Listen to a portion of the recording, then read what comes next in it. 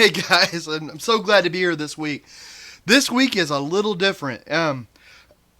We're starting a show in San Antonio, and I'll talk about that in just a minute. But I'm the only one here in the studio, and it's just me and Echo. And actually, she left the room. She's taking a nap in there, so it's really just me here. But I've got a Bluetooth in my little headset here, and I'm not expecting a call or anything like that.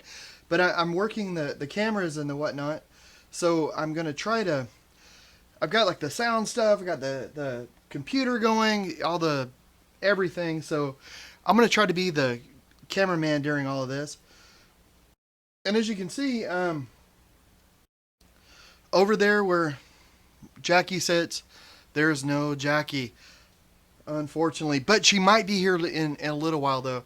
They're actually taking the artwork. Her and Brooke, which if you've watched before, Brooke's been on here a few times.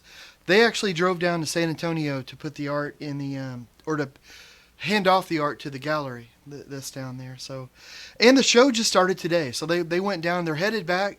They were supposed to be here a lot sooner, but traffic apparently is nutty. It's just really, really crazy. So she's running pretty late. But I'm hoping she'll get here before the end of the show. That way at least she can say hi. But, the big thing though is that the show started at the Greller Gallery, and here let me show you a thing really quick. And so it just started today. It's the music of art. All the paintings in the show were inspired by music. When I hear music, I see color. So every painting in there's 10 paintings in this show, and they all feature music. Every painting is different, of course, but one thing that keeps them the same, or actually two things. One is the music. Different songs, different melodies, different types of music.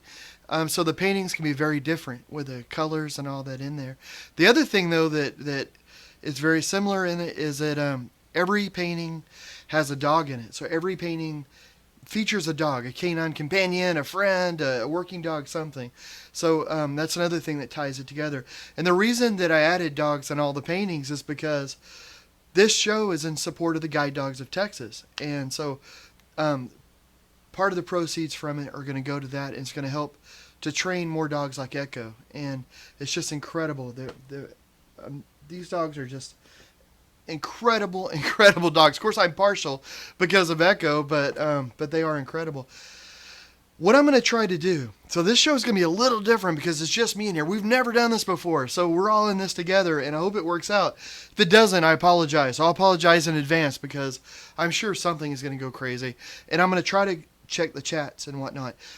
This is also the very first week that we're streaming live to Facebook and live to YouTube at the same time.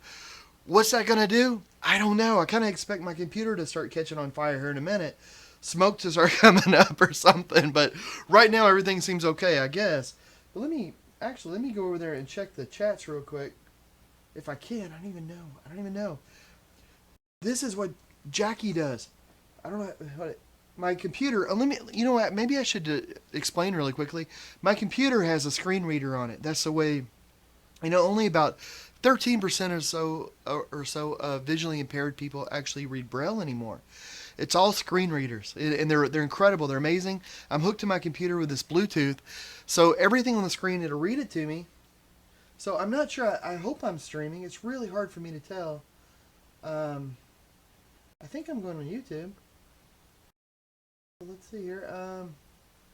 Oh, Valerie. Hi, Valerie. Yeah, that's so awesome, John. Well, you're awesome as well. Tatiana. What does that say? I heard from you a while ago, and I've been a fan ever since. Love the colors. It's synesthetic. The synesthesia. Oh, I can't talk. But thank you. Thank you very much. That's very much it in this whole series of paintings with the dogs. Very much synesthesia driven. And synesthesia is that part of it's that thing where your brain is sensing one sense is another. So like for me, when I hear music, I see color. There's some other people that have different forms of synesthesia. So if they're reading words in a book, the letters in the book can actually be different colors. I find that fascinating. For me, I've always seen colors with music, so it just always seemed normal. So whenever I hear about other forms of synesthesia, I'm like, wow, that's really cool. That's different. So I hope I'm streaming to everything. I don't know. I may be, I may not be. Hey, good. There's a chat there. Valerie said LOL. Well, good. So, and I'm hoping that I am on Facebook as well, but I really can't tell. If anybody is watching this on Facebook, if you want to chat, please go ahead and try, and I will try to catch it. And so this is very much a work in progress. So I don't know. We'll find out together, I guess. Um, so there are some things I wanted to talk about tonight, and one of the things though, I've got a painting back here that I'm working on, and it's a painting inspired by China. There's a collector. He wanted. He's traveled all over the world. And I did a smaller painting this week, and actually I have it on an easel over here. I might grab it here in a minute to show you. It's a 18 by 24. This one is much bigger, obviously, and I've been working on it, and I was going to paint the boats a little bit tonight. I was just going to do a little bit of the painting, kind of work on it. Um, but let me go over there and let me try to let me see. I'm going to turn this back around. I had it in two different spots, so hopefully I got it right. If it's not, let me know, please.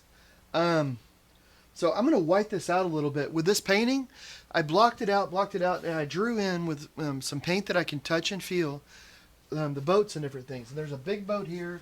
There's some other boats over here. There's a few, and then there's a little tea house sort of dock area down there.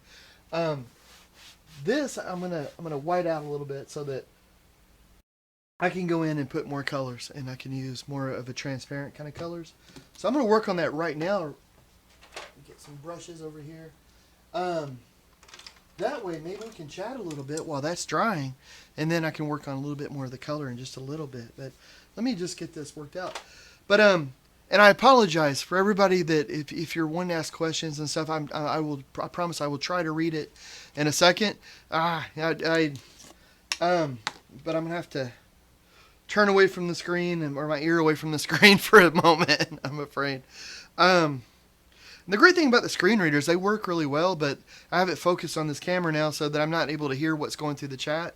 And I'm gonna see if I can figure out a way to make that happen. But boy, Jackie does a lot of work when she's here. Don't tell her I said that. That's just between you and me. But she does a lot of work. My goodness, I don't know how she puts it all together.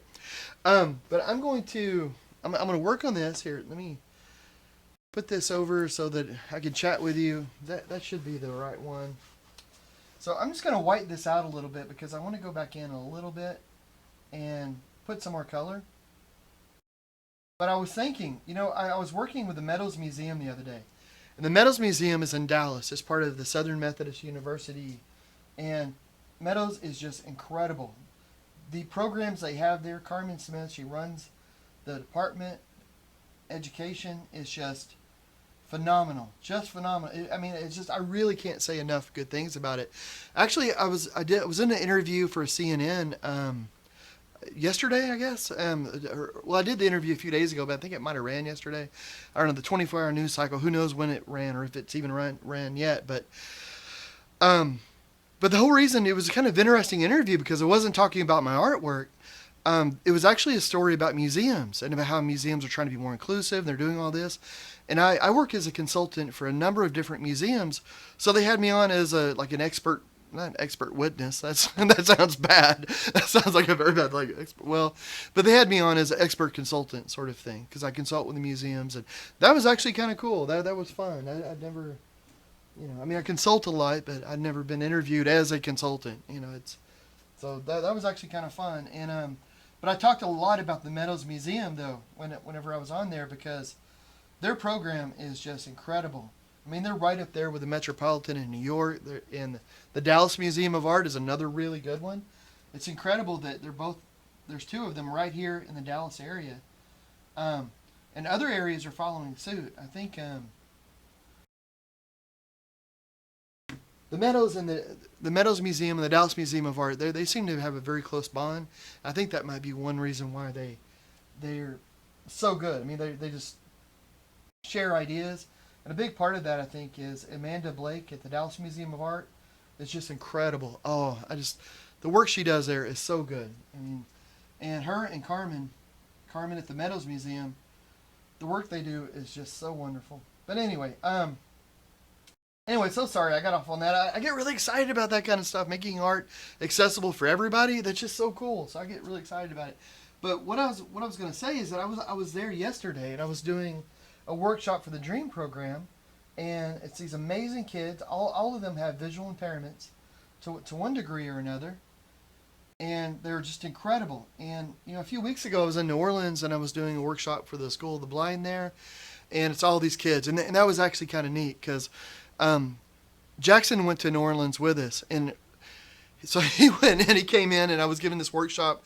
One of the workshops I was giving was to all these, they were like 6 to 8 year olds, and maybe a little bit older in some of them, but mostly about kids about his age, and every one of them are blind. They're using white canes, and we go up to this gymnasium room, and they have all these crazy sort of things. Like they have these big bouncy ball things you put on around you. You can bounce into each other, and try to almost like sumo wrestlers. They have these things you jump on and bounce off of, balls to kick. These giant construction sets, all these really cool things, and they are all running around like crazy. And then Jackson there, he's running around like crazy, too. And I had to stop him. It's like, Jack, be careful, buddy. You don't want to knock anybody over.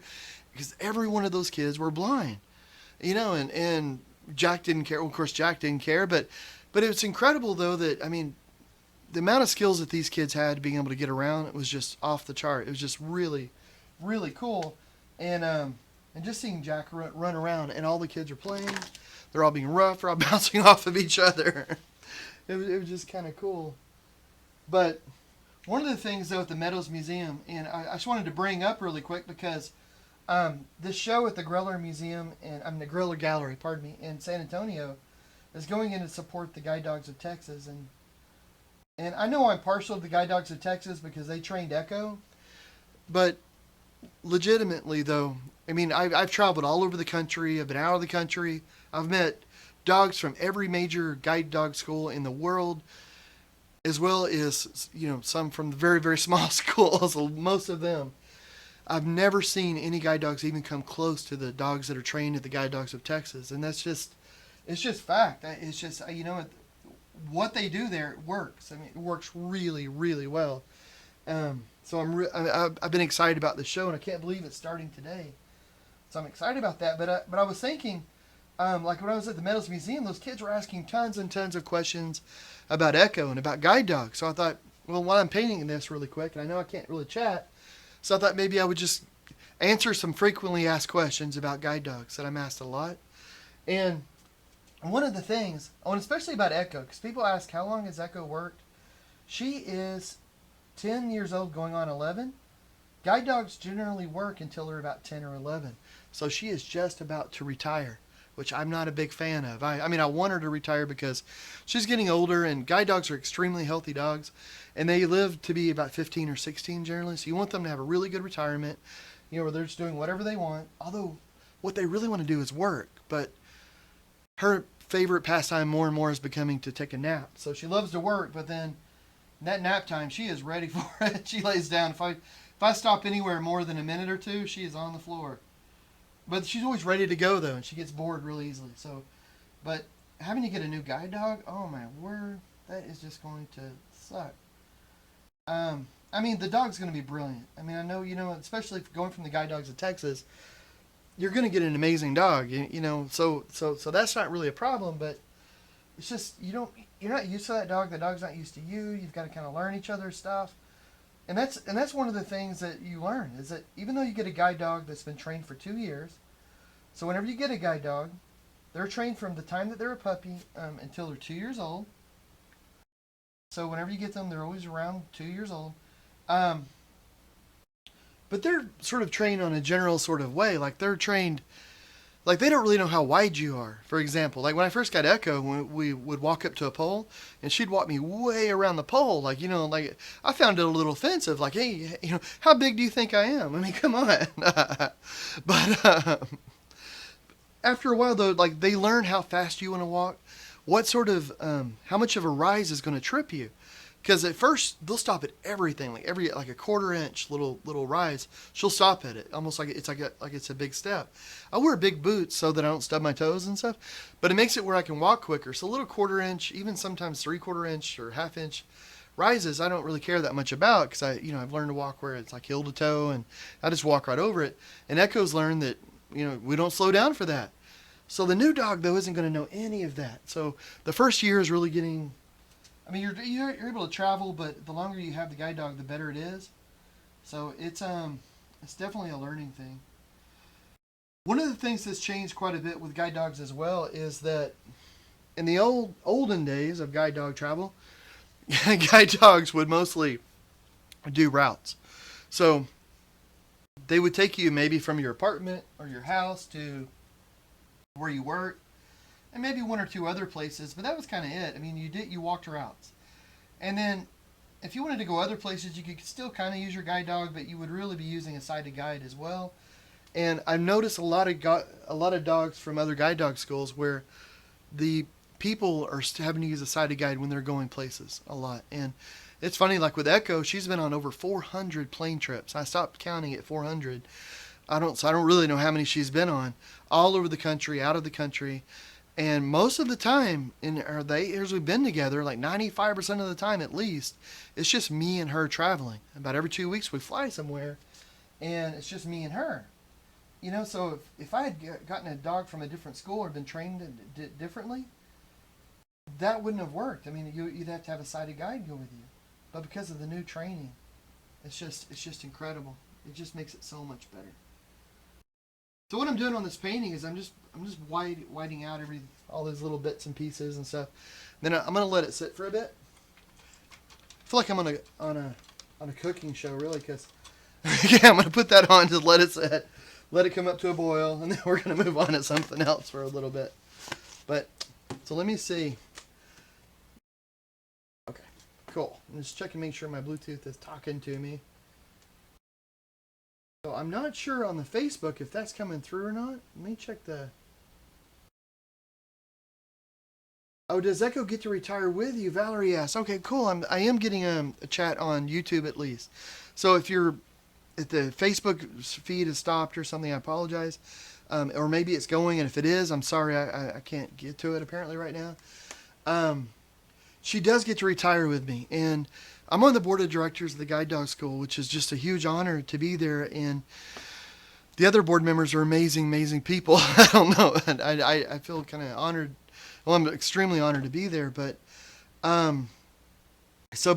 I've gotten to hear different stories. Is why I bring that up from different people. And there's sometimes guide dog owners, they may not have the room to have a guide dog, or maybe they travel so much and they don't have anybody at home to take care of the dog when they're gone. So in those circumstances, the guide dog school finds homes for the dogs, and there's a huge list of people that would like to adopt a guide dog. But for Echo, we have plenty of room. We have plenty of people that are willing to watch her if want to leave town, and if we're all leaving town, then my mom and dad will watch her, and so she is definitely gonna stay with us, even if I had to do like a witness relocation sort of thing, give her a name change or something. There's no way that she's going anywhere. But let me check this and. Oh, hi Donna. Oh Donna, hi. Haha. It's good to see you. Yeah, this is so cool. I've never done the chat before. I just get to hear Jackie telling it to me. Now I've got this little computer voice coming to me, and I'm so sorry if I'm missing things, guys. But you know what? I think I might be caught up. Oh, cool. Well, that's so cool. Oh, I want to tell you guys too. We're about to hit the road, and we're going to be gone for like 4 weeks to 5 weeks, 6 weeks. I'm not really sure. To be honest, I've been focusing so much on this Growler show in San Antonio and getting things ready for all this different stuff that I'm not even sure where. I mean, I know that the first place we're going in Colorado is Salida, and the other two places we're going in Colorado are around Denver. I'm not even sure where they are, to tell you the truth. And well, of course, cars are like magic to me. I get in the car and I magically appear, in places. So, so that's okay. But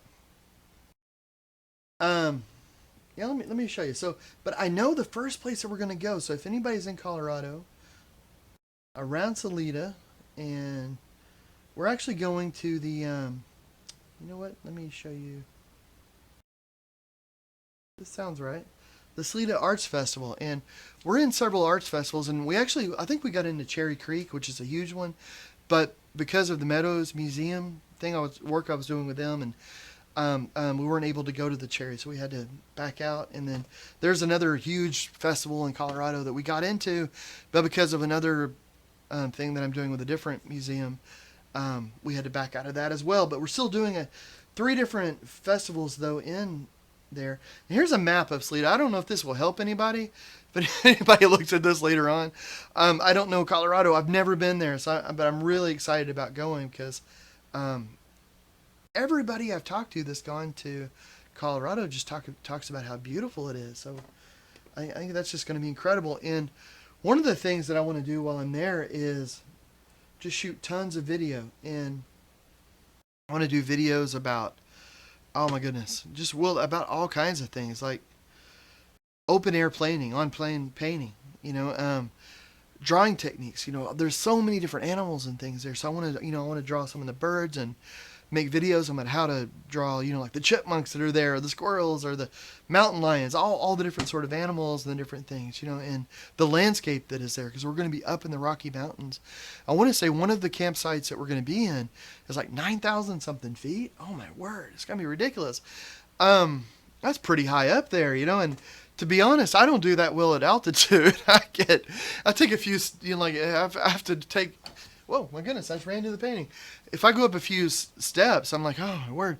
And even worse than me is Echo. Oh, she does terrible in altitude. And I actually bought a new cane so that when we're up there, I'm not going to work her very much. Like, if she feels like it, that's great. If not, then I'll go sighted guide, or I'm going to take a cane.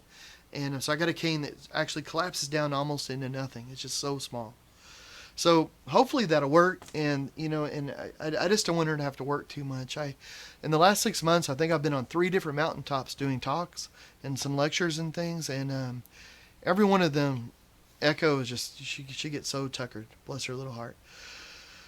But I also want to do some videos when we're on there about how to do a mobile art show. Like, if you're going to be taking your art places, if you're going different places, and if you're not, maybe you'd find it interesting. How do you take all your art on the road, and how do you go to a gallery with it? How do you, what is it that you need to take? If you're going to do festivals, what is it you absolutely need to buy, and what do you not need? And we're going in a whole different way. We got that giant truck that we're calling the Ox, and the reason for that, and I don't know if you have an interest or not, but I know that whenever we were looking into a vehicle, it took a lot of discussion because we had very specific needs, and I've talked to quite a few artists and other people that, and it's interesting sometimes, at least for me, but I'm kind of a nerd that way, but I like to hear the thought process. But the reason we decided on the Ox, this big white truck, is because we want to travel as a family. Whenever Jack can, we want him to come with us. And Echo, of course, she's 80 pounds. We're about to have another guide dog within 6 months or so, I'm guessing. And so most of the cargo vans and things that you have I only have seating for 2 people. So we needed something that had a bigger cab so we could get, a lot more in there. And we found this one truck, and it has a super extended cab, has like this 10-cylinder engine. It's just huge. The box truck on the back. And we were using a trailer, like a 10, 11, 12-foot trailer. But things were just getting so so heavy, so much in it that we needed something bigger. So that's why we did that. And then we got this RV. And we're calling the RV the Turtle. And the reason is because it's this hard shell. It's like a regular camper, like a regular RV thing. But it has it's not a pop-up camper. Like, it's not one of those that pops up. But it has a slide out on it. But then the beds, though, it's a hybrid. So the beds actually kind of like fold out of it. So it's almost like the head of a turtle and the tail of a turtle comes out of it. When you're on the road, they fold up. And it's all one hard shell. But then that part opens up. So you end up... So on the road, you're having to tow a smaller trailer than what you actually have when you're camping, which is kind of cool. We wanted something as small as we could get it. And that thing is still like 24 feet long, but it opens up and it's bigger. And the whole reason for that, I mean, we were all set to do hotels, motels, and stuff, but we just wanted more family time. And so that's the whole reason for the camper and the truck and all. Well, the truck, we needed something because to haul the art, but the camper was just so that we're not always in a motel. We're not always eating takeout and stuff. We can make dinners. We can hang out. We can have campfires. We can, we've got our home with us, so we can just do whatever we want. And we're gonna instead of just going for a few shows and flying back or flying there, we're actually going to be there for like 4 to 6 weeks. So anyway, sorry to bore you with all the details, but I just wanted to explain what in the world we're doing because we're about to leave in a whole different way. And bless Jackie's heart, I swear to my goodness. She's a little nervous about towing all this. Like the truck itself, she was kind of nervous about that. And then she drove it. And she said it drove like a dream. It just drives really well. The trailer, of course, is 24 feet long on the highway. And then the truck itself is like 22 or something. So add that together and you got a nice long little package. It's like 12 and a half feet tall, the truck is. It's just big on the highway. And the biggest thing she's ever towed before was a Jeep in our like 10-foot trailer. The trailer has like a nose thing on it, so it gets a little bigger, but it's basically a 10-foot trailer, so not that much, and so she got used to that, and now of course we're almost tripling what it is, the length of everything together. But we towed it from the place where we bought it, and she is awesome. I mean, she just did incredible jobs. I think she's feeling better. Kimson, I used to camp as a kid. Oh, man. Drink a lot of water. Thank you, Valerie. That's so good to know. That's really good. I need to make sure I have lots of water for Echo, too. That's a really good thought, because just make sure I have plenty of bottled water around there for her, because and that's fun. I'm so glad you mentioned that, because we're getting stuff ready. And, oh, my word. I don't know why I'm surprised. I knew we'd have to get a lot of stuff with an RV or a camper, but oh my word, there's so much stuff. It's just ridiculous how much stuff you need for it. The next time we go out, though, it won't be that bad because we'll have already purchased everything and all that. But oh my word. Oh, thank you, Valor, for saying it's a great idea. I hope so. We'll find out. I think either we're going to have the greatest time ever, or by the end of the summer, we're all going to be, at each other's throats, and it'll be like, Either way, it should be interesting. Shouldn't be a boring trip either way. But I'm looking forward to it. The only kind of camping I've ever really done is tent camping. I've done a ton of that.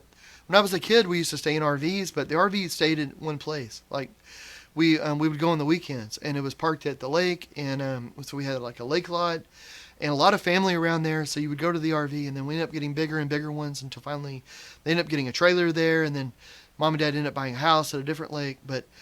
So we did a lot of RVing, but the RV never went anywhere. It was just sort of the place that you stayed. It was a place to sleep and cook meals and stuff. Oh, the back of a pickup truck. Oh, that's cool. Oh, and you used to ride in the window. Oh, man, that does sound like fun. We almost got an RV. We were thinking about it, like getting one of those Class A motorhomes, like the giant bus things. And I was really looking into that, but we ended up getting a camper in the truck separate because of the art shows and the festivals and things we do. That a lot of that is like these narrow little streets, and so whenever that was actually a big decision process. We didn't know what to get because a big motorhome sounded better because I could work in it while we're going down the road. No, the camper you can't really do that, but it's going to be nice though being able to reduce our length by half or more. So we can drop the camper off at the campsite, and then when we go to do the art, we only have the giant truck. We don't have the truck and that huge camper that camper on the back. So, but man, that is cool. Yeah, you can park it and go away. That's one of the things about the RV is if we got an RV, we'd still probably have to tow a trailer behind it. So can you imagine having like a 40-foot RV and then having like, a 12-foot trailer, 15-foot trailer behind that? Good mercy. Well, I should get painting some more. Oh, and we're calling it the turtle. I think I mentioned that, but so on this painting over here, let me paint a little bit on it. I'm going to add a little bit of color.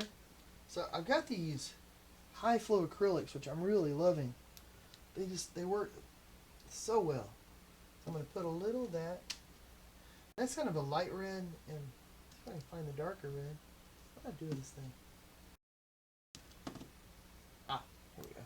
I've got them brilled, but Of course, I picked the very last one. So I'm just going to put a little color on here. And then, let's see. Yeah, it's getting dry. And what I'm going to do with this is I'm just sort of putting a base coat of color. And then I'm going to come back in, and it's going to be a lot of different layers.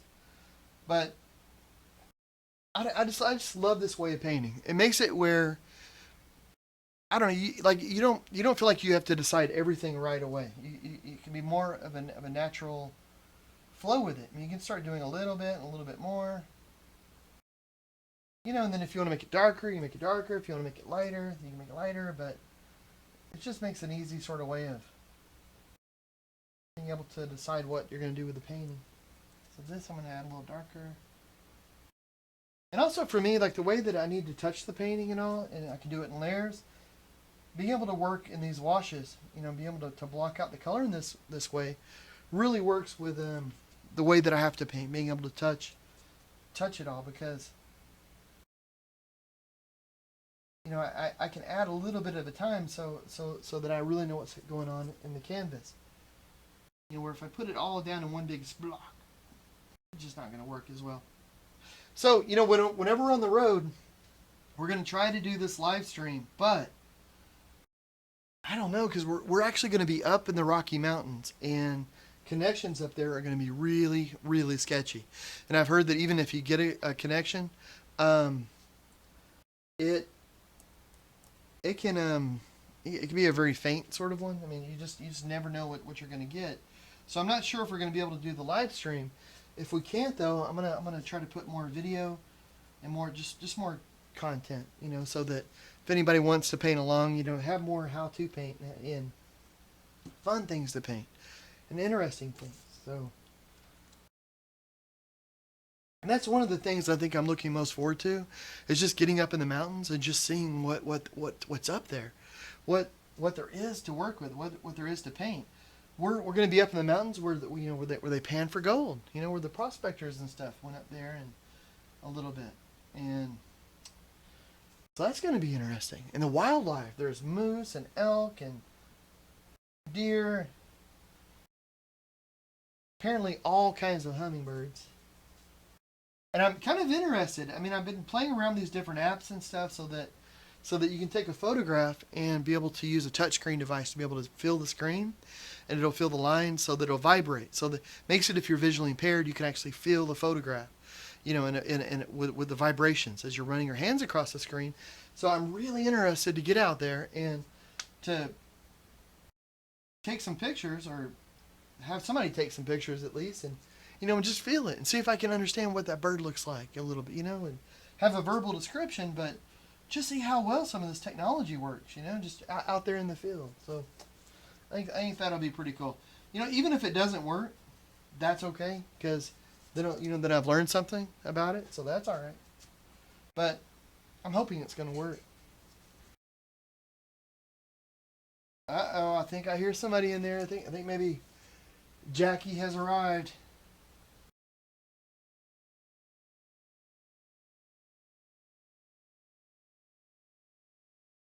Maybe either that, or I'm hearing things. Could be either one. Well, that's good. I was hoping she would get here because I have art news, and I wanted to be a lot more interesting. Have somebody here to talk to with it, although this chat's working, so I wasn't sure if I'd be able to chat. So that's actually kind of cool. I'm surprised that this is working. Oh, thank you. Saying it sounds cool. Kimson? Skimsim? Hey, there she is. Oh, Echo, watch out, baby. Echo's really excited to see Jackie. Can I have a kiss? Off camera kiss. Your camera over there works. Oh, okay, cool. And here, let me turn your mic on. Your mic is hot, as they say in the business. Cool. What are you painting? What are you doing today? I'm just driving in from San Antonio, for anybody that... How was the drive? It was super long, wasn't it? There was traffic. I don't know if it's the holiday or what, but we left with thinking that we were going to be here at 5:45, Mm-hmm. and not. here at that time. So You're just getting here. It's like, it's almost 7:40. it's ridiculous. You think it's the holiday weekend? All the Yeah, traffic it's and something. stuff? I mean, there was traffic all the way, like even in between the major streets, like Austin and Waco. I mean, in between there was traffic. So yeah.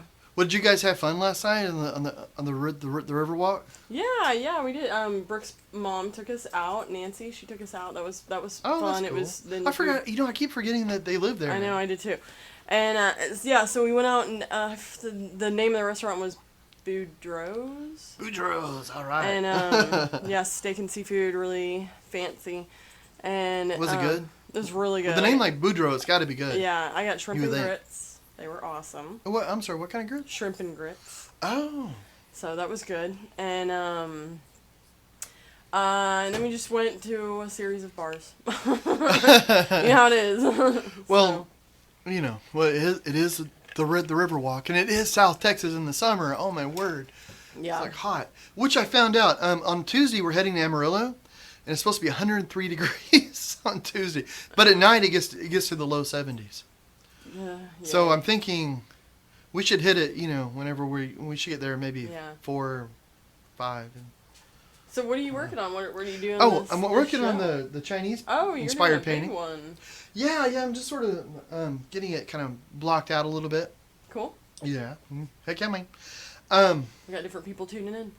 Yeah, actually. So we had the Facebook going.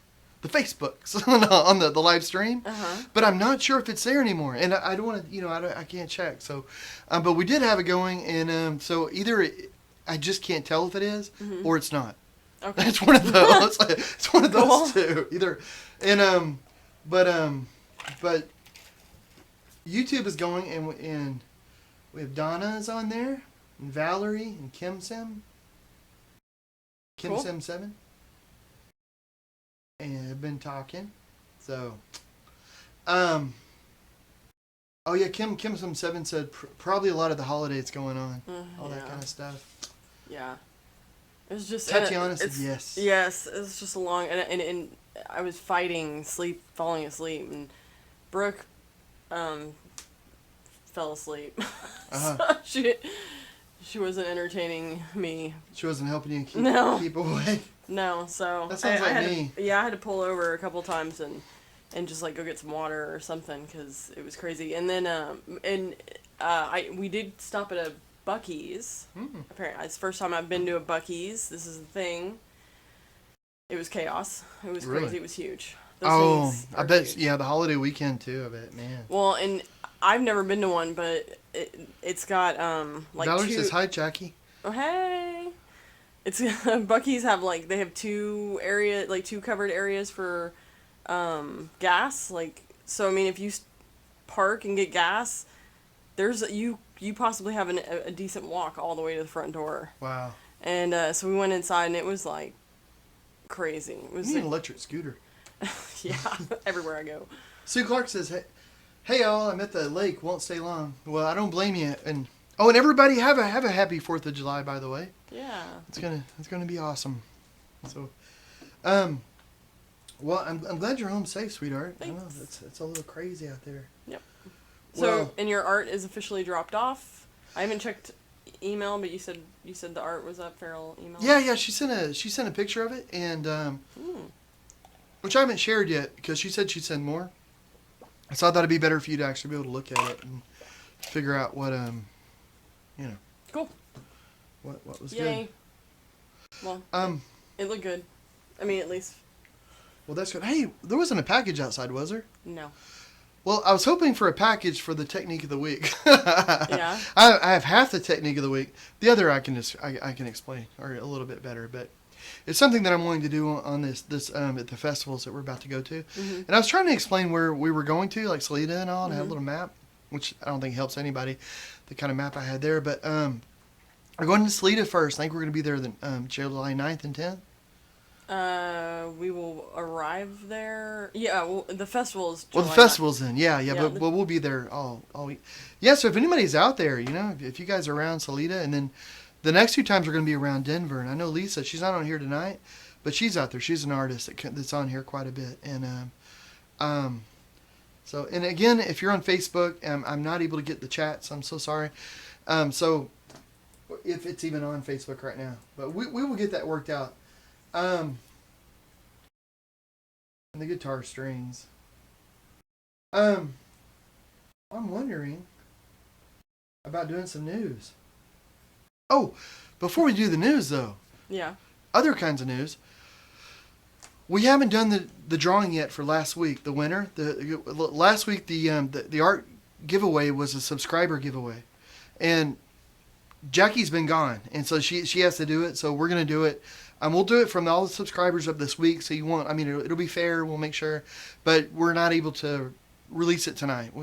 Yeah. The plan was, Jackie was going to be here like a lot sooner today, and we're going to get it done, but I'll do a cutoff for subscribers. So any new subscribers that come on, you won't have to be competing with them or anything for the art giveaway. It'll just be last week. All the subscribers up to last week. Yeah. So cool. So and we'll do that, and we'll post it, and we'll get that art sent out to the winner. But that'll be cool. Well. So how was the gallery? It was everything. It's so weird, like you guys taking the art up there and me not being there. It was good.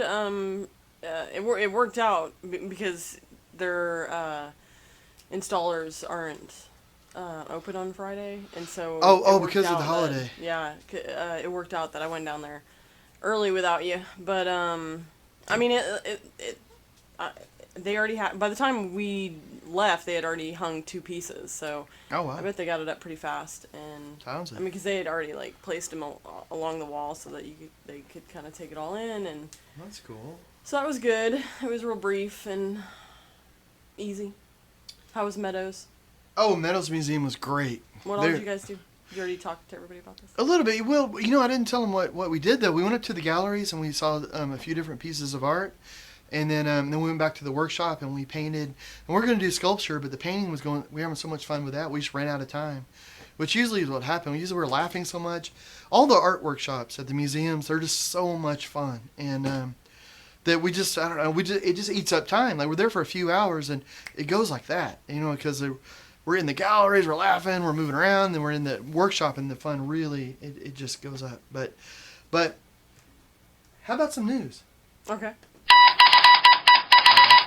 Well, one of the things I think we ought to do for the news is get a better news thing. Well, yeah. A little DDTDT. Although I kind of like that part. It was funny in the drive home. That was one thing that Brooke and I were doing. We were, hunting down some art news stories. Oh, were you? You got some? I have maybe one. Oh, cool.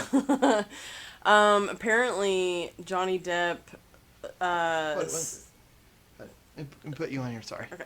Apparently Johnny Depp sold his Basquiat for like $33 million or something at Christie's auction the other day. Wow. Yeah.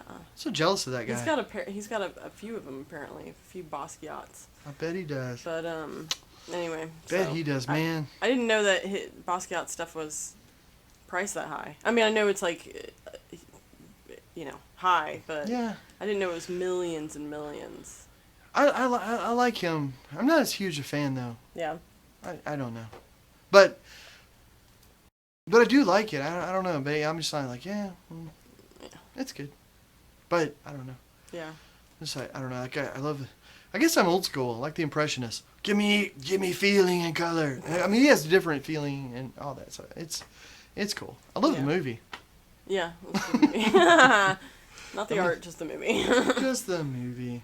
Well, let me go back to and I've got to cut you off the screen, I'm afraid, because all the little graphics are on this other one. Cool. So sorry about that. One of the things I wanted to show is Popel.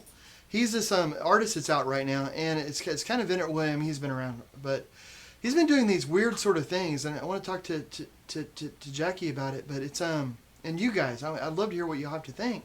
But he's doing these sort of, it's just like ink on paper kind of thing, but it's like signs, and it's just a commentary on the absurdity of language about color and race. So it's just these little signs, and the signs will say things like, "Orange people are the Pollywood house burning on a hill of donkeys and refrigerators." So it's this weird, almost like spoken word, but it's weird. But it's all about different colors of people. And then it could be white people, black people, but it could also be chartreuse, blue, purple, blue, blue, any kind of thing. Red people are a voice in the childerness. Just kind of weird sort of things. White cop, whiter donut. Kind of like that one. Black people are the window and the breaking of the window. Interesting. What does it mean? That's up to you, I guess. It's just, but if you're looking for him, this is how you spell his name and what. So it's like Popel's Skin Set Skin Set's the name of the art. But I thought it was just interesting because like he's looking at, I know, and I was on a mayor's committee for people with disabilities, and I can't remember what I said because it's all like your language of everything has to be a certain way, Yeah. And you don't want to offend everybody, but I'm a person with a disability, and I couldn't remember, is it disabled or is it handicapped? And I think I said handicapped, and they said, oh no, it should be person with a disability, which is true. It's people first language, but then. Then I look up, in a dictionary, and and you look up handicap, it says see disabled. You look up disabled, and it says see handicap, and I'm like So I don't know. It makes you wonder about the language and all, and how important is it? I mean, I know it is. It offends people. Kind of like the Confederate flag. Some people view that as a symbol. Some people view it as an art, even, and I think most people view it as like it's we don't need it. I mean, if it offends people, don't use it. So, or I say most people, I don't know. But, so I don't know. That's just, I thought that was kind of interesting. Interesting, yeah. Just raising the question of, what are words? What does that mean? This one is kind of weird. And let me show you, I'll show you the picture. And this is about Trump. So Trump is in the news all over the place, and now he's in art news. But this one's kind of weird. It's, Oh, that is weird. That's kind of creepy. Oh, are you looking at it over there? Yeah.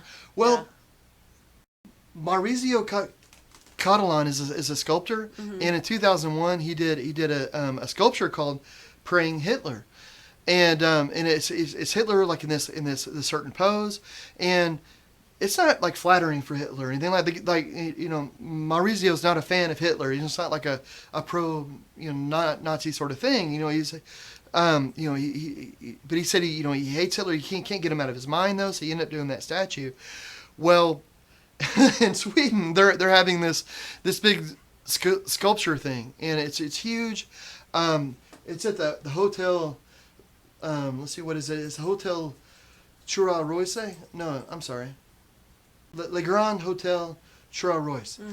And here, let me show you. So if you want to look this stuff up, this is how you pronounce all that. If you want to look it up on the Googles and the internets and what have yous. But so they're having this big thing in Sweden, at this hotel. And it's this great hotel, and then suddenly this just shows up. It's just there, and it's Donald Trump, and he's in the exact same pose as Hitler in the praying statue thing. Oh, weird. So it's the exact same thing. It's just it's just Donald Trump, and said so.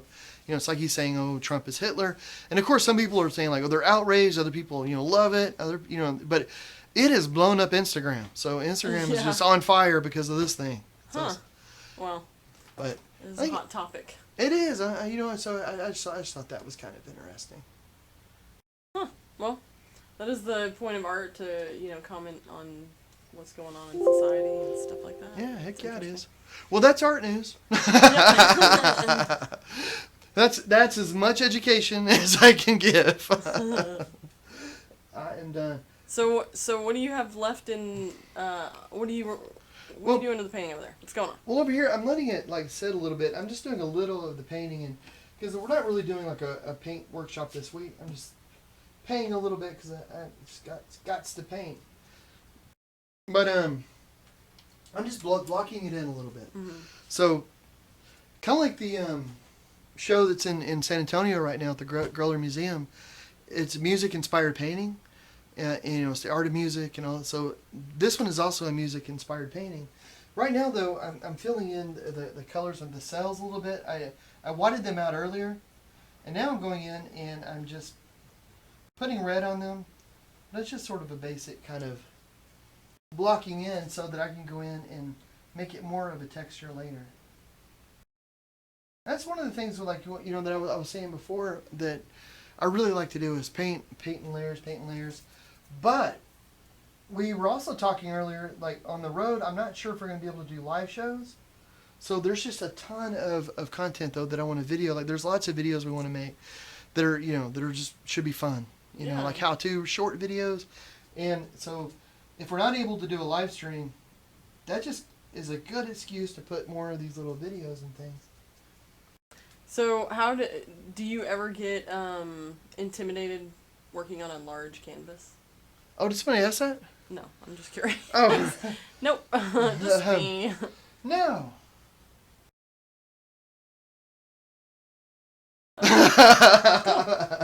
No. It just occurred to me. It's usually hard to shut me up. No. Thanks. No, I really don't. And but it's almost more intimidating sometimes to do a small canvas, in a way, and almost like if you're going to write a novel, or if you're going to do a poem, or like a flash fiction sort of short story, you can only have 100 words or something. Yeah. That's really hard to do, every word means so much. And with a large painting it does as well, it's just that you have more space to be able to. But I think too, a particular composition or the subject matter, it kind of begs a certain size. So there's certain things that work really well, like Old Soul. Oh, which the wine, Old Soul, just won an award. It's really? An award-winning wine now. Yeah. Oh, cool. So the wine that the artwork's on the label, that they tried to make the wine match the artwork, it just won an award. Oh, that's cool. So, yeah, so it was awesome. So but that painting though, it was huge, and the whole idea of the painting was to make it so when you walked into the room, it was like the way it's hung, it's like there's an elephant in the room, but a really brightly colored elephant, like an elephant that got covered in paint, but the size of it. But if you took that same painting and you did it like on an 8x10, it would have a completely different feel.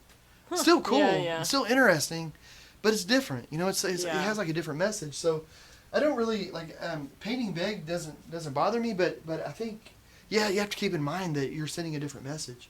Yeah. And sometimes it can be really cool. I mean, like if you have a tiny little painting with a little mouse or a little thing going on, or it can be subtle. It's almost like you got a secret, a little.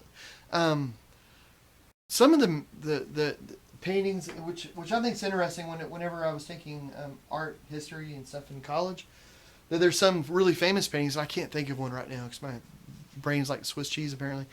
But you hear about these paintings all your life, that you think must be huge, and in reality they're like these little small paintings. And you think, well, it's so famous, it's got to be big, but no, it's like a little. Yeah, that's what I've heard about the Mona Lisa. Like. Yeah. Actually, kind of small. Yeah, it's just Isn't that funny? It's interesting. So, I got the cells are a little red.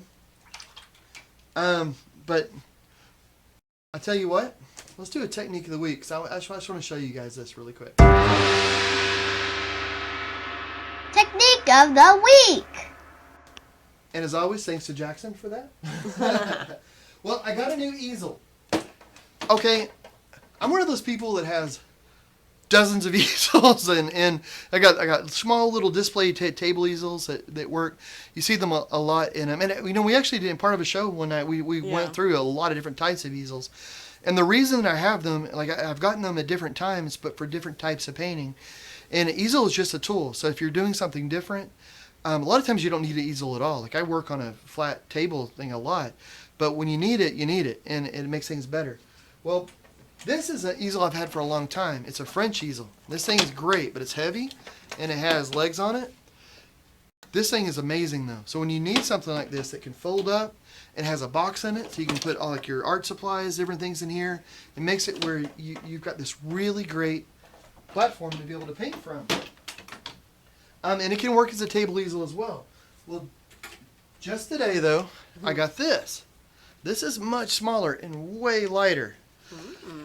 And the cool thing about this, though, is even though it's smaller and lighter, it actually holds a much bigger canvas. It can hold, I want to say a 35-inch canvas. Wow. And a big part of it is because the way it opens up, it with the French easel, it just opens up like this. Let me see if I can do it.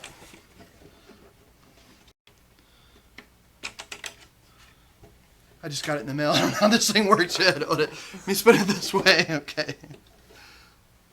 That feels right. Nope. Aha. All right. So, this thing will open up like just like a French easel. But with a French easel, this part goes up. So you know, and it goes up about this far. So you can put like a 16 by 20, maybe a 18 by 24 canvas. This one also has one of these things going down, so it'll actually go below the canvas, the table as well.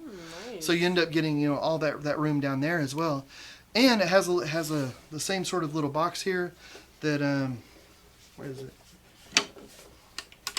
Well, it's got a little box that comes out. Oh, here it is, right on this side. That pulls out and has a drawer, and you put your stuff in it. Well, the reason that I did this is because I do a lot of live painting. At different events, at festivals, at stuff. And if you're doing a live painting when there's a huge crowd, what I've found is that if you have an easel with those legs sticking out, everybody, including yourself, are going to trip over it constantly. Yeah. You know, especially if you're at a place where you've got hundreds and hundreds or thousands and thousands of people. And like the festivals, that's the way it is. I mean, some of the festivals we went to, like the Tulsa, 350,000 people. I mean, they're not all around your easel, but they're all going. Yeah. It's, you know, it's a madhouse. And I'm painting. So the thing that hasn't come yet, it's actually the table for that. And it's a collapsible table. And I had this other one in mind that I was going to get. But instead, this one that I got, which I'll show you at some point, it just holds the table easel. But it doesn't have legs that stick out. So it's just a straight down little thing, just big enough for that to sit on top, really. But it's really sturdy, and it has all these little compartments and things. It's made out of cloth. It's metal and cloth. So it has all these little compartments so you can put all sorts of paints. And it's actually, no, this is weird. It's actually what it's supposed to be is a little mini bar. It has all these little holders for napkins and different things. But I was reading about the descriptions on it, and hardly anybody used it for that. It's called, but it's made by tailgaters. And you see all these like movie makeup people and even forest rangers and stuff. They're handing out pamphlets, so they'll set these things up because it has all these compartments. But I'll show it to you whenever it comes in. It's actually supposed to be here any minute. Oh, I keep hitting this camera. But the nice thing about it is that that's really light. The other thing is really light, so you can set it up, and it doesn't matter how many people are milling around, they're not going to trip over those legs and stuff. And it makes it where you can just move it from one spot to another really quickly. Yeah, I really liked that one when you showed it to me. Yeah, I think it's going to be the Scald. And one of the things too is that I want to get a lot of work done. So even if I'm at a show or a festival, the paintings I'm working on are commissioned paintings or paintings people have ordered and stuff. So I'm there and doing live painting, just constant live painting during these shows. So I need something that's actually going to work. So the paints that I bring are the paints I have here in the studio.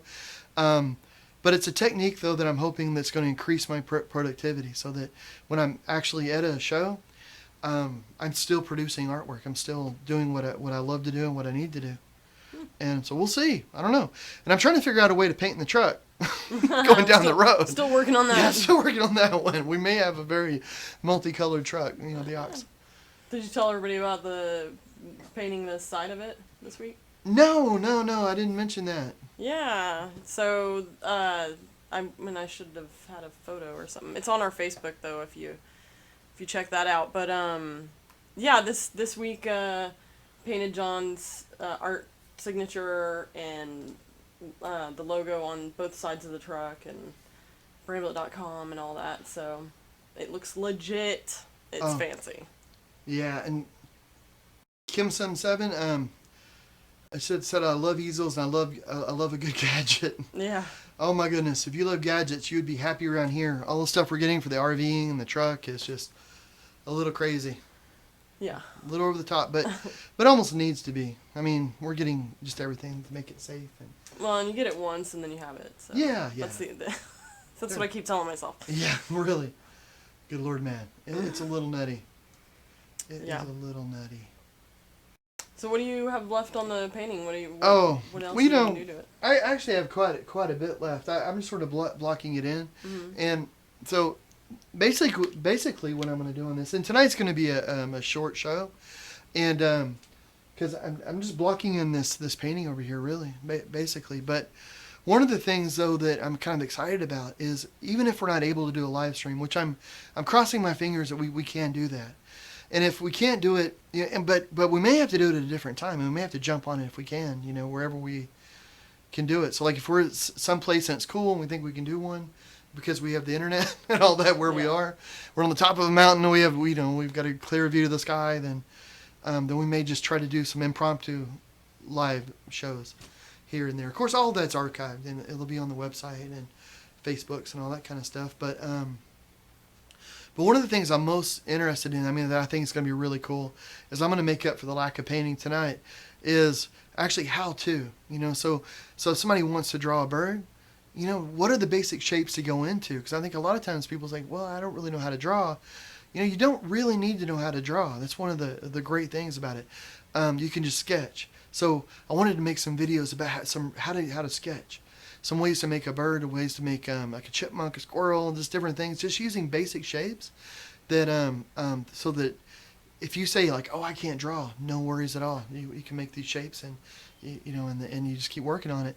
And it's kind of a cool thing because if you can start making these characters, these different animals and things using the shapes, then it's something that you can do like with your kids or your grandkids or your friends, and I don't know, it's just sort of fun to share. Just something you can do. Yeah, that'd be great. Yeah. So I'm looking forward to that. And so I'm going to be doing a lot of that. We're going to be putting a lot of that. And I was telling everybody, too, about I wanted to show about like a mobile art show, like how to go on the road like that. Yeah. Or how not to. Oh, we don't know. We're hoping it's going to be a how to. Our show will be a how not to. Yeah, man. You just never know. Either way, though, it's going to be cool. So, Maria Schilders joined us and asked, have you ever used gouache paint? She's starting her first gouache painting right now. Love your art, by the way. Thank you so much. I appreciate that. I have. I'm a huge fan of that stuff. And if somebody isn't sure what gouache is, it's basically like a watercolor paint that has chalk or chalky substance mixed in it. But I want to say it's chalk in it. So a calcium carbonate sort of thing or something. But it makes it where the watercolor is opaque, which is really cool. Because a lot of people, I know they get into watercolor and they say, oh, you can't make a mistake. You can never fix it. Well, there is an opaque type of watercolor, which is basically what gouache is. So you can go in. And gouache is a lot of fun. It's really cool. And it's fun to mix the two. So if you're doing the watercolors, you can get these really flowy sort of things going on. And you can even, and with watercolors, some techniques where you can mix in alcohol, salt, just to make the water do different things, get these different effects. And then you mix in the gouache with that, you can get some really cool things going on.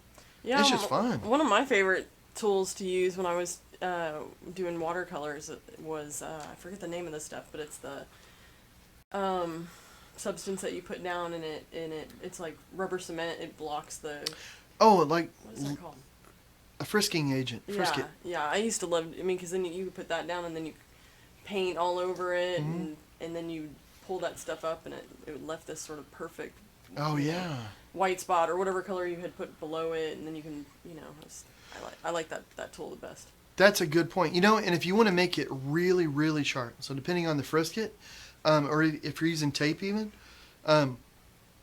if you have it on white paper, you can take a white gouache and paint it over the frisket, so that and over the paper on that seam, so that whenever you go and put whatever color you're going to put, when you raise the tape up or you raise that frisket up, you have a perfect line. Nice. There's no bleeding going through because that white, it seals it. And then so whenever you pull that frisket up, you just have this razor sharp line. So, cool. Oh, I should have made that the technique of the week. that would have been cool. I was just so excited about the new easel, the new gadget, the new gear. I had to show it. But I'm looking forward to like with the truck and all, like showing you guys that. It has this massive lift on the back, and I'm really curious. Like and I have to say, thank you guys so much for watching this and for coming in and chatting and stuff. It's really cool. Like we don't do this for money. We don't, we're doing it for fun. We don't get paid anything for this. But if you do like this or you're interested, please subscribe or, like it. And, cause that just tells us that, that that you're enjoying the conversation, and because I do, that's really what I'm here for. Is I started painting to connect with people, and it's a blast. And but with that said, we want to do things that are interesting, So we want to put stuff out that's cool or interesting, but I'm really curious, though, like with this truck when we go on the road. And I know I'm not painting that much tonight, and I think it's, I'm going to get this thing done. But it's blocking. You guys have seen me do that a million times. But I knew I was going to be running the chat a little bit more, so I was kind of did it for that. Because I never get the chat. I never get the computer, so I was kind of excited to be able to, like, hey, I actually get to hear it as it comes in. So, hey, do you know if the Facebook's working? No. I don't know if the Facebook's working. Well, if you go to the my artist page, Uh-huh. it'll be on the artist page. That would be fascinating. I would just love to know that. I will look it up. I feel like it's not. I don't know. I just have that feeling. I don't know if I'm a pessimist or if I'm just accurate. We're about to find out. I don't see it. Oh, it was saying like, live now. Yeah, I don't see it. Well, how in the world do you keep that thing going? Like it was going. I don't know. We gotta figure that out. Well, what in the world? So, we're just going to have to do a live show where we just do it to Facebook. That way when it dies, we can, notice it. Something. Yeah. I don't know. If anybody knows how to live stream from Facebook, let us know. Good grief. That is a sticky wicket. But, it's kind of weird, too, because we're about to leave for this. And every other show that we've ever done, and we've shown quite a bit in the years. I mean, I was adding it up a year or two ago, and it was over 70, 80 shows that we've done. Mm-hmm. And I don't know what it is now, but it's every time, though, it's like you have a show, you go do the show, and then you come back home. This is the first time we're going to go do a show. We're not coming back home. Then we're going to go do another show. Yeah. And then we're coming home for like a few days. We're not actually coming home. We're traveling from Denver to San Antonio and then back up to Denver again. So we're not really coming home, but we may have a chance to stop back at the house for a day and maybe restock or have some stuff printed out or, and for the orders, because we're still having to run the business and stuff on the road. So this is just, it's going to be crazy. It's just going to be a nutty thing. But I don't know. I'm looking forward to it. I'm up for the challenge. I mean, shoot, what's the worst that can happen? Yeah. You can fail at it, But I don't know. We just see it more as a learning experience. Get out there and just see what happens with it, and so. Yeah. Well, thank you, Tatiana. She says it's not streaming on Facebook. Well, that will poop. Boo, well, boo, we'll boo. figure it out. Yeah, we'll figure That's cool. it out. Well, cool. Man, I don't know what in the world is the deal with that, to tell you the truth. Man. Well, Witzel's joined us. He says, "Hey, hello, peeps." Hey. He's $50 says he missed out on, I guess, whatever was going on the last hour. Just stuffing things. Stuffing things. So what other colors you can add to the background, if any? Well, right now I'm putting a crimson and sort of a bright red on there, and then I'm actually going to add quite a few colors to it, I think. And I'm just blocking it out. I'm just getting it blocked. I'm going to add a little of that down here too to the boat, but I'm going to add a little. Well, it's going to sound funny. It's just going to sound like I'm naming every color in the rainbow. But like blue and orange and purple and green and just name. I'm going to throw but a little bit of a lot of different colors, but it's all going to have this sort of red tint. So it's going to get a little darker. And I'm starting kind of light because it's easier to go darker than to go lighter.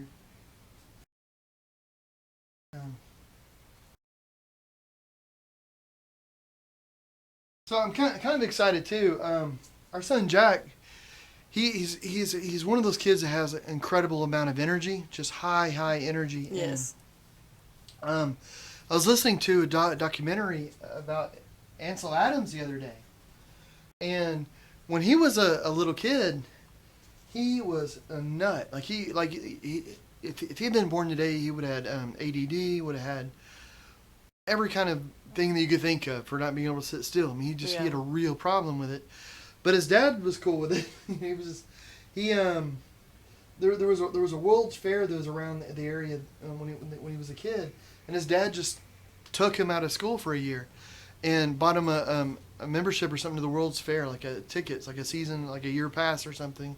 And Ansel just went to the fair every day, and just learned about things from all around the world. And I thought that's so cool, that especially at the time that he did that. You know, I mean, it's so long ago, and give you that forward thinking. But one of the things though is that even though Ansel Adams was this incredible ADD sort of guy, he got into in the piano. Like he was just he was a virtuoso with the piano. In a few months, he taught himself how to play just by sitting at it, and could play everything. And then that's what he wanted to do with his life, was to become a concert pianist.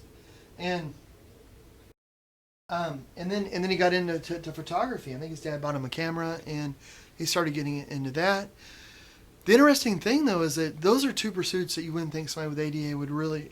I mean, ADD, not ADA, the American with Disability Act. The Attention Deficit Disorder, sorry. You wouldn't think somebody with ADD would get into, because, you know, it's so slow, you have to focus. But it worked for him. It clicked with his brain. So with Jack, we got him a camera for this trip, and...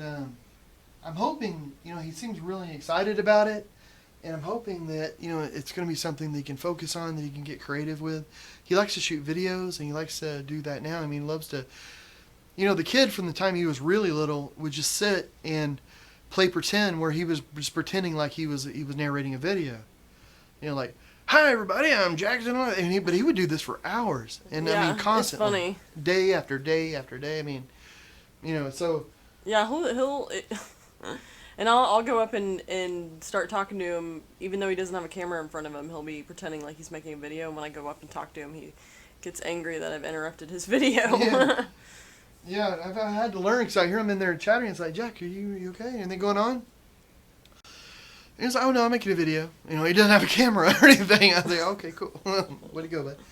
But now though, we got him a camera. It's like a little point and shoot camera. It's nothing crazy fancy or anything like that, but it's a real camera, you know, and it shoots video, it shoots pictures and all that, and it's a legitimate camera, but he's really good with the stuff, and so I think he'll take really good care with it. But he seemed so proud of it when he walked out the other day. That's great. He was wearing it, and so I'm hoping it'll. I mean, if he doesn't, you know, there's no pressure. I mean, it's not like, you know, like, "Oh, you've done a bad thing, Jack. You're not playing with your camera." But I expect masterpieces. yeah. You know, I just want him to be excited about it. You know, if he's not, then we'll find something that he is. But after hearing about Ansel Adams, I thought that's definitely something to give a try, though, because. And I'm hoping. I was talking to my mom the other day, and she was telling Jack about because he's used to, he's a little kid, so he's used to digital everything. Like, if you look at a picture, he's more used to seeing it on a screen than actually like getting a photograph, and so she was saying, you can actually get these printed out.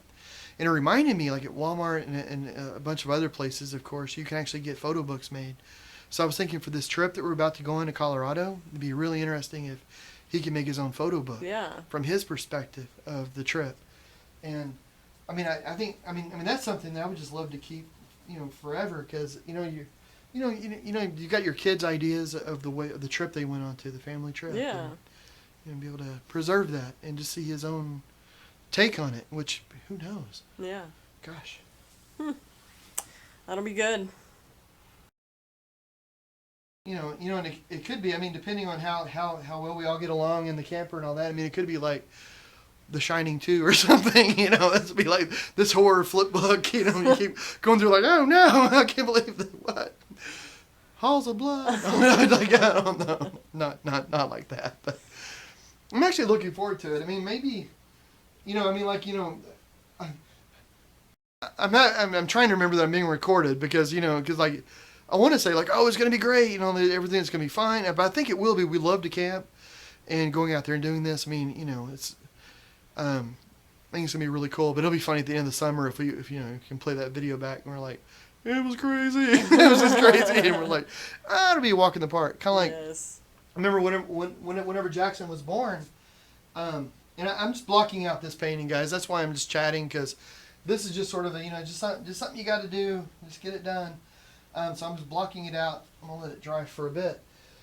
But I know whenever Jack was born, we thought, because we're used to staying up late, Jackie, her background is journalism at the university, where she taught there and ran the paper. She was the director in the journalism department for years, and but used to staying up late because you couldn't go to bed until they put the paper to bed. So Yeah. you'd have to wait. You might have to be awake until 2, 3 in the morning, every night, and it was just it's just what you do. And me, Art, I mean, if she's awake to 2 and 3, there's no reason I need to go to bed. I mean, I don't need to wake up early I must get to the painting at 8, I mean, so we're used to staying up late. So whenever Jack was born, we thought, oh, this will be a walk in the park. You hear all these stories about people getting, they're so tired, they're not used to staying up late. And we thought, oh, well, this is one thing that we've at least got handled.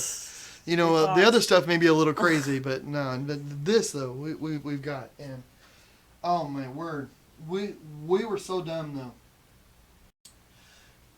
Dumb in that, like, whenever Jack was awake, we were like, oh, he's so adorable, he's so cute, and just touch him, look at him.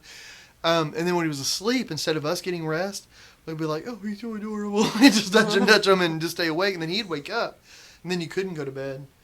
Yeah. Then you're like, oh, okay, man, you should go to bed sometime. You go to bed. And then he'd go to bed for 30 minutes. And, it was just, so yeah, the first few months were a little like zombies. And Yeah, the lack of sleep with the a new kid was crazy.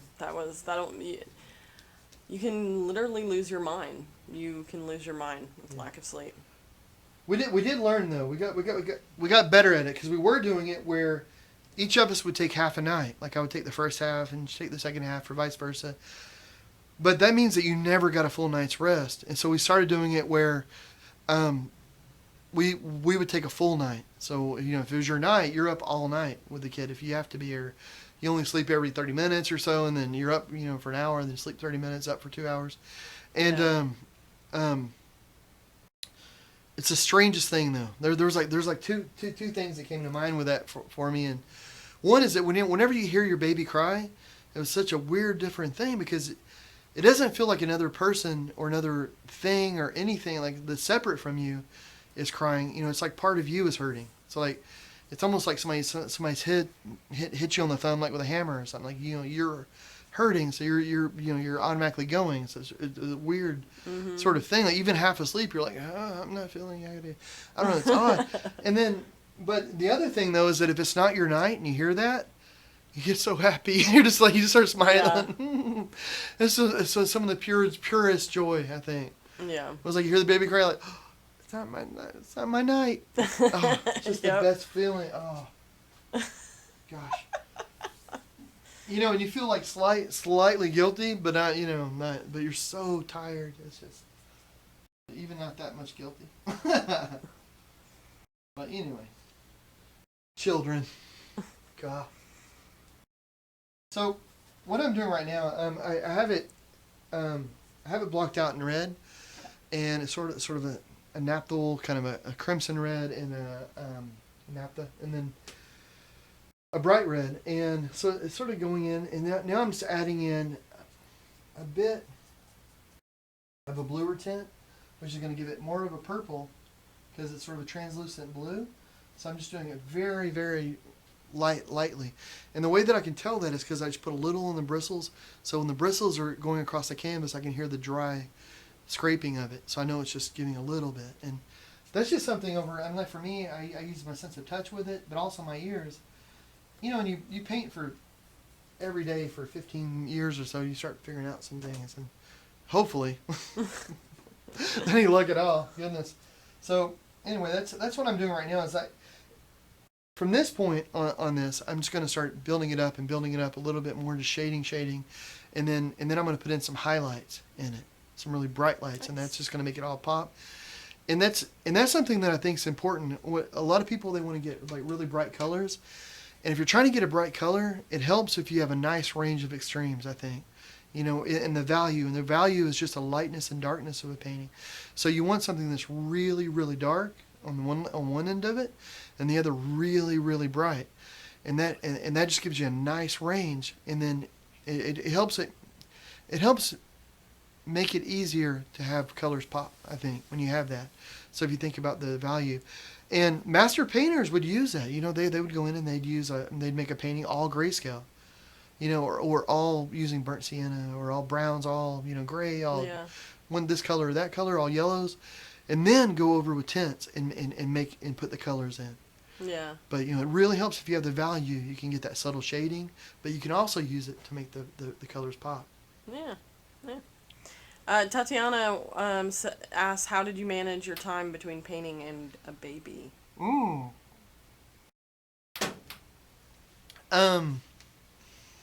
Handed the kid to me. Yeah. No, it's funny. I started getting a lot more flexible, and I had to. And that was one of the best things that ever happened, because it forced me to think outside the box in a way. And before Jackson, I only painted in oils. And because of that, I would do about a painting a month. Yeah. That's just, and that's if, like, I'm really clicking. I get a painting a month out, and that's just ridiculously slow. I mean, it's not. There's paintings that paint slower than that are sighted, and they're all, however fast you paint. If it takes you a year to do a painting, Cezanne might take a year or 2 years to do a painting. Yeah. Did you work on multiple paintings at the time? Yeah, we'd usually work on them, but you like to do that Perception series, it was 12 paintings. It took exactly a year. Yeah. And it's just ridiculous. But because of Jack, though, I was worried that I was going to get oil paint on them, or paint thinner, or some of the weird mediums that are bad for you. So I started looking into other types of painting that I didn't think I'd be able to do, like acrylics, watercolors, gouaches, inks, all these sorts of things. Trying to find a different medium that I could make the texture different, or to use a different method. So it was really a lot of experimentation of coming up with tons of different methods. And the cool thing about that is that even though I came up with lots and lots of different methods, I came up with different ways to paint using ink, gouache, watercolor, resin, acrylics, pastels, anything I could think of. I was able to come up with some techniques to be able to use that. And even though I don't use them all on a daily basis anymore, it helps though when I go and work with other people that are getting into their art. Because they're like, oh, this technique, I tried it. It didn't work for me really, but here, you try it. And it's kind of cool. I mean, it's just makes it interesting. But and I also started working smaller. Because I'm working with acrylics and stuff. Like I mostly worked on larger kind of pieces, but then I could work small as well. So if he's crawling around, if he's a baby, he's right there. I could put him on the floor, like have his baby blanket on the floor, wrap him up like a baby burrito, and have my little art kit all there, so I could still work while he's right there. And then when he needs me, the paints can go to the side. When he's asleep, he's right there. It's I can work. And then whenever Jackie was watching him, I could go in the studio, and work on whatever I wanted. So, just trying to be flexible with it, and which is something I'm trying to do now. Like I'm trying to look at this whole idea, like for Jackie, like she worked at the university for 17 years, and she's also done this business, and she's grown the business, and made it much better. Like we're able to go to a lot more places and work with a lot more charities and nonprofits and galleries, and we're trying to push the art to be able to do a lot of more interesting kind of things, like do some programs that we've only done in museums before, but be able to bring it to more communities, bring it to galleries, and just do some really fun kind of things. But to do that, though, you've got to have the money to do it, and so it's nice having somebody that understands how to run a business, involved with it. And Jackie's been doing like all the online content, the website design, the business, everything. And then this year she's taking it on full time and left the university, and so yeah, it's only been like 3 or 4 months, really 5 maybe. That's been 5, yeah. And but it's interesting though, because it's changed things. So so that now like there's this opportunity to push things again, kind of how it was when Jackson was born. We can start pushing things in a whole different kind of way. So with this painting though, I'm just going to keep on doing this, and And this might be a good place to end tonight, really, because I'm just going to paint a little bit on this, and I'm going to keep doing the subtle shading. But what I really want to show is on these videos that I'm going to be making this next week of how to start a drawing. And then, because right now this part is kind of getting more towards the end of it. And I know we've done some paintings where we've done that, but I would really like to get into the part where if you're going to start a drawing and you're not sure how to draw, like how do you where do you even start? So I want to get into some of that sort of stuff, and then get into this a little bit more. But on this painting, what I'm going to do is I have the drawing down. I have the basic sort of blocking, which I'll go over in some videos next week. But and I have the basic idea. The mountains up here I did with a paint knife.